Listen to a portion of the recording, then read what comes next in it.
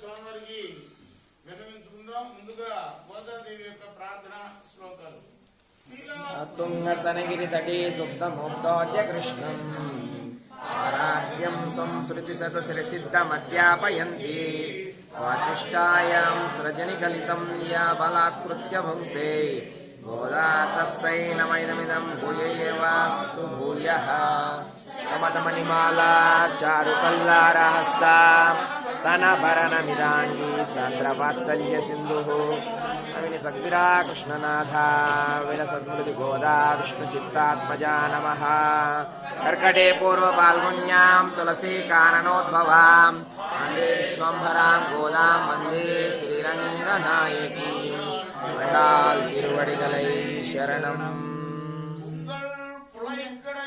உங்கள் புடக்கடை கோட்டத்துவாவியுள் செங்கல் நீர்வாய் மகிழிந்து அம்பால்வாய் கோம்பினகான் செங்கல் கடுக்கோரை செல்வர் தவத்தவர் தங்கள் திருக்கோயில் செங்குடிவான் போகின்றான் எங்களை முன்னம்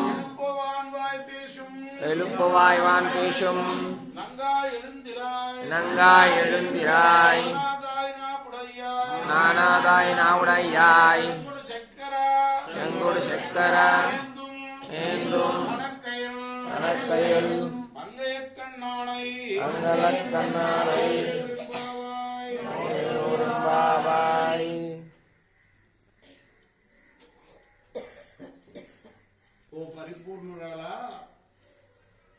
నీ పెరటి తోటలోని దిగుడు బావిలో ఉన్న ఎర్ర తామరలేమో వికసిస్తూ ఉన్నాయి, నల్ల తామరలేమో ముడుచుకుపోతూ ఉన్నాయి.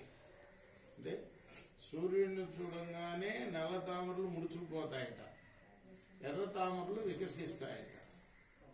ఇది సూర్యోదయం అయినందుకు గుర్తు. మరి అలానే ఎర్రటి కాషాయ వస్త్రాలు ధరించి తెల్లటి పలువరస కలిగి వైరాగ్యంతో కూడిన సన్యాసులు తమ తమ ఆలయాల్లో ఆరాధన చేయడానికి పోతున్నారు. అంటే ఏంటి? పెద్ద పెద్ద ఆలయాల్లో పీఠాధిపతులు ఎవరైతే ఉంటారో వాళ్ళు సన్యాసులే ఉంటారు. అంటే ఏదో వృద్ధాప్యం వచ్చిన తర్వాత సన్యాసులుగా స్వీకరించకుండా చిన్నప్పటి నుంచి కూడా సన్యాసం పుచ్చుకున్న వాళ్ళు ఉంటారు బ్రహ్మచారి ఆశ్రమం నుంచి. అందుకోసమే తెల్లటి పలువరుస కలిగి, లేకపోతే పలువరుస ఉండదుగా, వాళ్ళకి అంత తెల్లగా ఉండవుగా, తెల్లటి పలువరుస కలిగిన వాళ్ళు,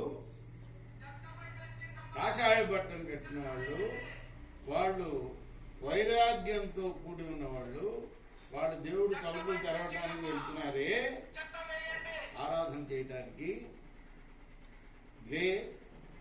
నువ్వేమో నిన్న మమ్మల్ని ముందుగా లేపుతావని వాగ్దానం చేశావు, ఇవాళేమో నువ్వే పడుకొని నిద్రపోతున్నావు. సిగ్గులేదా నీకు? మాట నేర్పుగలదానా? శంఖాన్ని చక్రాన్ని ధరించిన వాడు ఆజానుబాహుడు అయిన పుండరీకాక్షుడి యొక్క మహిమను గానం చేయడానికి తొందరగా లేని పాసురానికి అర్థం. అండాల్ తిరువడిగలై శరణం. మనం ముకుందమాల స్తోత్రంలో ఒక శ్లోకం చదువుకున్నాం.